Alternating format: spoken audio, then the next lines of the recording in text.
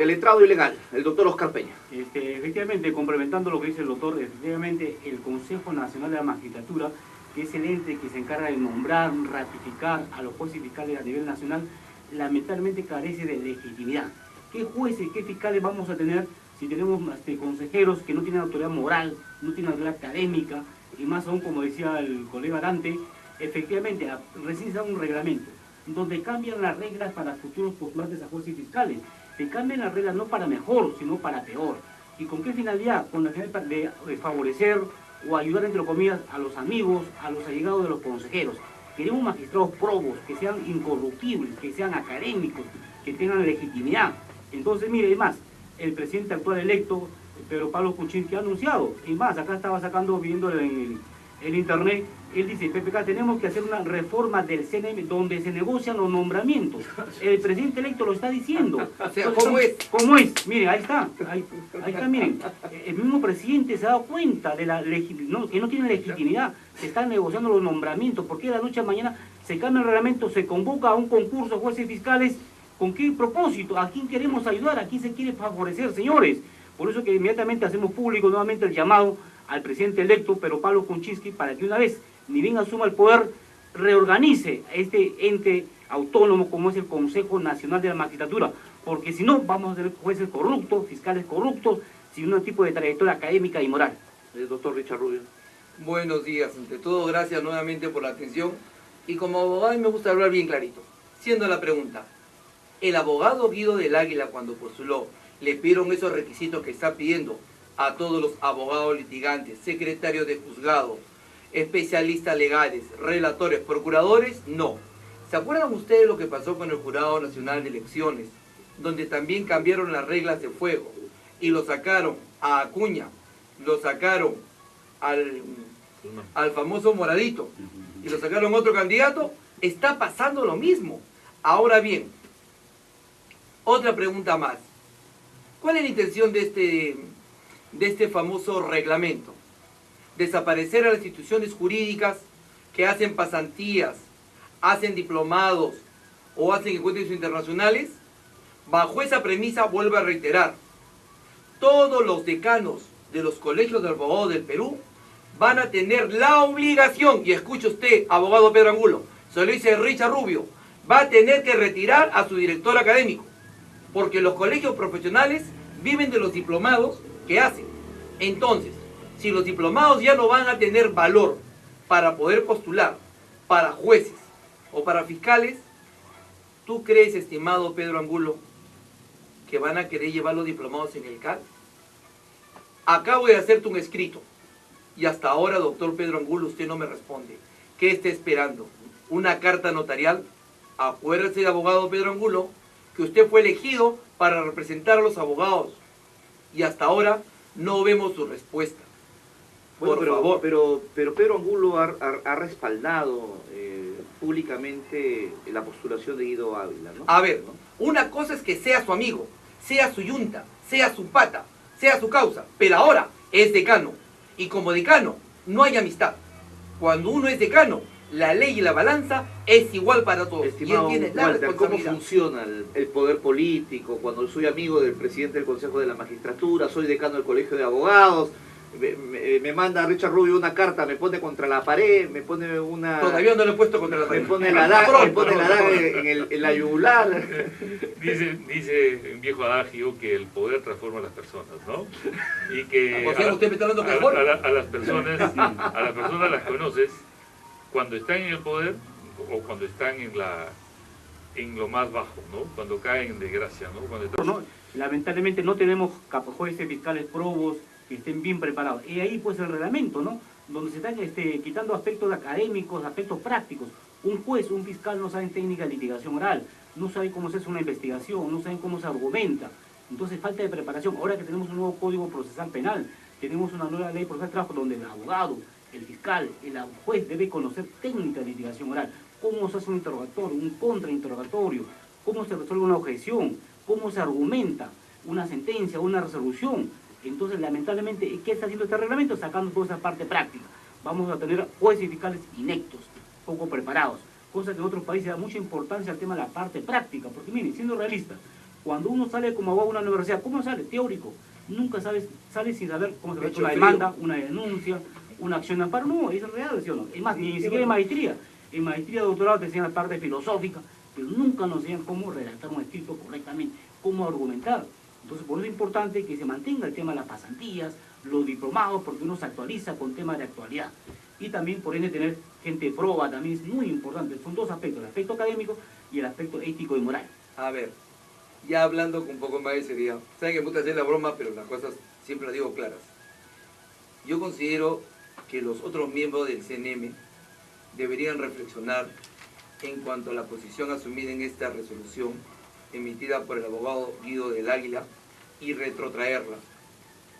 Porque hay muchos profesionales que están preparados y que ante esta resolución que ha salido está quitando la oportunidad de seguir adelante.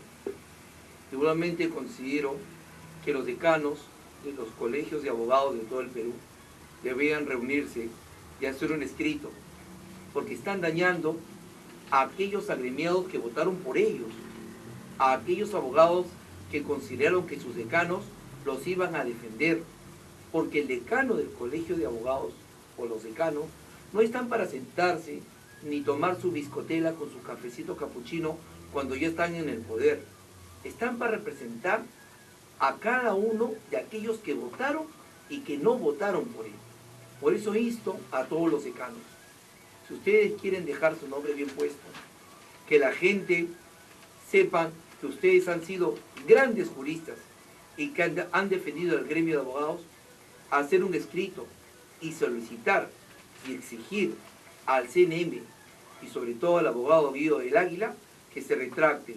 Y para finalizar, doctor Guido del Águila, colega, errar es humano, perdonar es divino, aunque no sé si todos los abogados del Perú lo van a perdonar.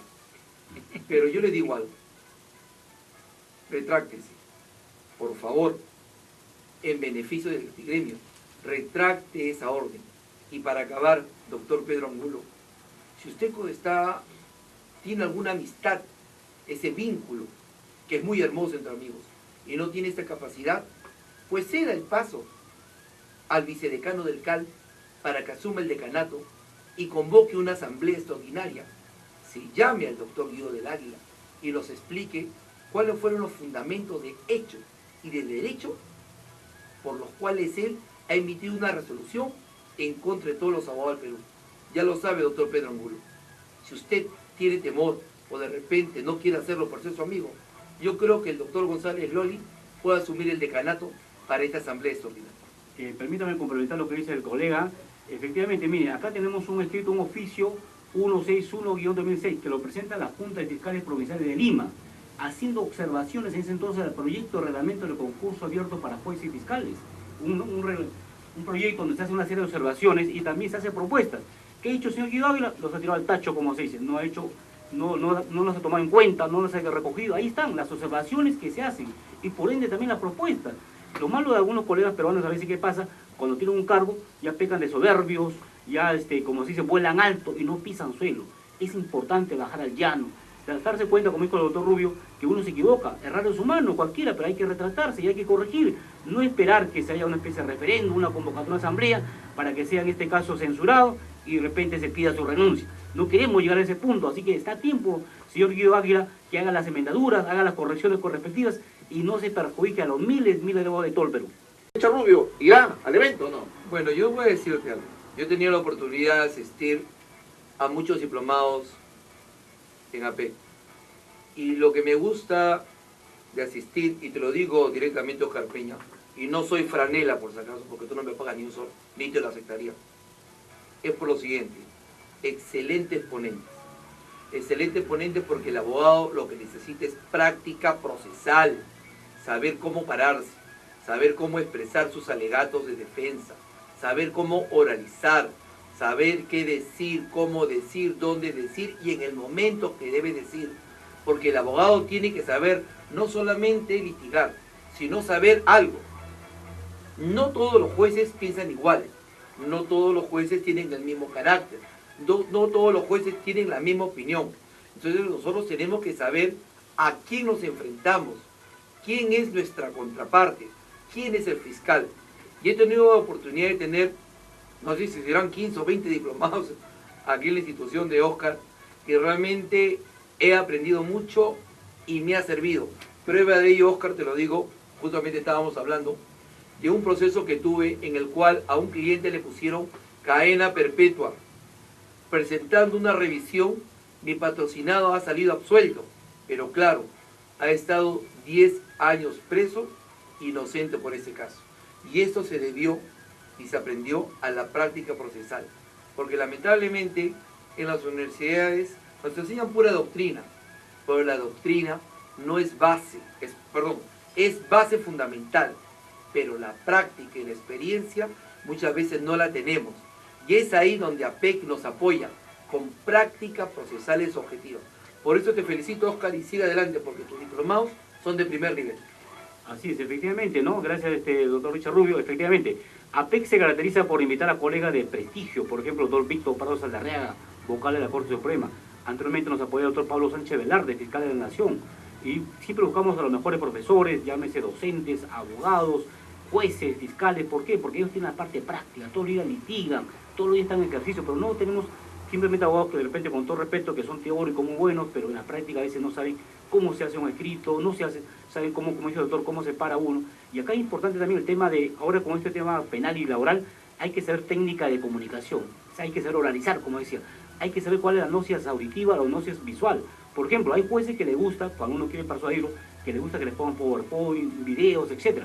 Eso significa que este juez, su gnosis es visual. Otros son jueces que les gusta que les expliques, oralices nada más, su gnosis es auditiva. Entonces uno tiene que conocer al juez, cómo le gusta que les pongas para poder persuadirlo, para poder convencerlo. Y además, está demostrado científicamente que una persona, en este caso un juez, por ejemplo, tiene máximo grado de atención de 30 minutos, del sitio más humilde hasta el sitio más pituco, como se dice. Entonces esperemos que el doctor el sociólogo Basombrillo haga una buena gestión. Hay muchas experiencias buenas en el caso de Colombia. Se han tomado una serie de políticas para combatir la criminalidad, el sicariato. En esta parte hemos hecho un artículo sobre el tema, algunas propuestas para combatir el tema de la inseguridad. Por ejemplo, el tema de los delincuentes, el sicario, en qué se moviliza en moto. Cuando fácilmente se puede dar una norma impidiendo que en una moto lineal vayan 2 hombres, excepcionalmente un hombre y una mujer. Eso hicieron en Colombia y eso que originó que baje la delincuencia, el sicariato de 100 a 10%. Entonces hay muchas medidas que se pueden adoptar. Otro tema también, el tema de las Fuerzas Armadas. Se dice que las Fuerzas Armadas no están preparadas para combatir la delincuencia. Señores, vayan a Colombia, vayan a Medellín, donde un sitio muy peligroso, donde habían 60 muertos un fin de semana.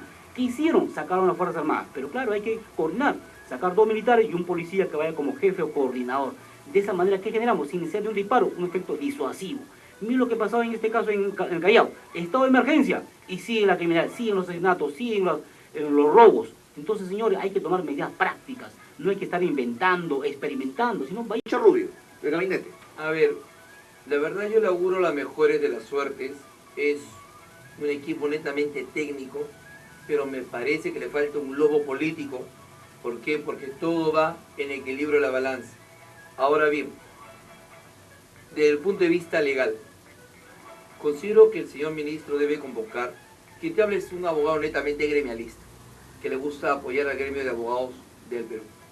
Considero que debe convocar a todos los decanos de los colegios profesionales para crear normas, pero normas reales, normas prácticas que realmente sirvan. Segundo, hacer pues un censo de todos los abogados del Perú, indicar cuáles son los jueces que no aplican verdaderamente la norma, igualmente fiscales, y en base a eso se determinará quiénes deban o no deban quedarse. A nivel policial, aquellos efectivos policiales que están con rigor, con procesos administrativos, deberían darle de baja. Claro, con una resolución, una medida judicial, hay que cumplirla, ¿no? De tal manera de que tengamos policía proba, magistrados probos, fiscales probos y sobre todo que la ciudadanía vuelva a creer en sus instituciones. Porque cada vez, y les digo eso por experiencia, uno que litiga todos los días, cada vez que uno va a la comisaría, el cliente siempre dice, doctor, ¿habrá que darle su propinita? Doctor, y si le damos su menú, no es así. No seamos ciudadanos que corrompamos a los policías. Y señores policías, tampoco corrompan su uniforme. Es hora de un cambio. Estimado señor Kuczynski, tiene usted la oportunidad de hacer un cambio. Está entrando bien, manténgase, pero sobre todo que sus ministros le sean leales y que trabajen con criterio y sentido común en beneficio de todo el país.